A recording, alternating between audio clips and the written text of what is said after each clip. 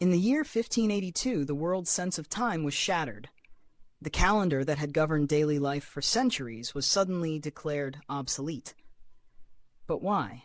What drove Pope Gregory XIII to radically alter how humanity would measure time? For centuries, the Julian calendar had been the standard, but something was terribly wrong. Each year, it fell out of sync with the Earth's revolutions around the Sun by about 11 minutes.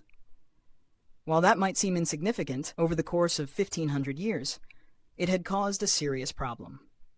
The dates of crucial events like Easter drifted further and further from their intended seasons. Spring feasts were no longer aligning with spring itself. An error that small was starting to have profound consequences on religious observance and agriculture alike. Imagine this. It's Rome in 1582. The Pope's advisors have finally convinced him of the urgency, and with the full weight of the Church behind him, Gregory XIII boldly decides it's time to rewrite the world's calendar. But there was a catch. This change would affect everyone, from the common folk to kings and queens, and not everyone was ready for the chaos that would ensue. The Gregorian calendar was born, and with it came a sudden leap forward, 10 days to be exact. Thursday, October 4th, 1582, was followed by Friday, October 15th, a 10-day gap in history. Can you imagine losing 10 whole days? Entire weeks were wiped from existence, and people were left bewildered, unsure of what had just happened to time itself. The change wasn't just about adding days.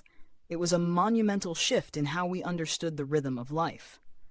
The new calendar was designed to keep the spring equinox on March 21st, ensuring that Easter would always fall near the beginning of the spring. It was an astronomical fix, a mathematical masterpiece that was destined to stand the test of time. But not everyone accepted it. There was resistance. Many countries, particularly Protestant and Orthodox regions, refused to adopt Gregory's system for years. The fear of change, the distrust of papal power, and the threat of chaos kept the Gregorian calendar from being universally adopted. It wasn't until centuries later that it would become the global standard we know today.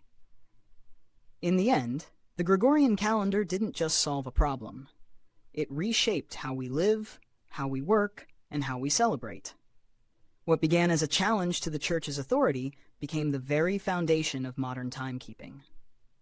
If this story made you rethink the way you look at your calendar, like, share, and subscribe for more fascinating tales from history.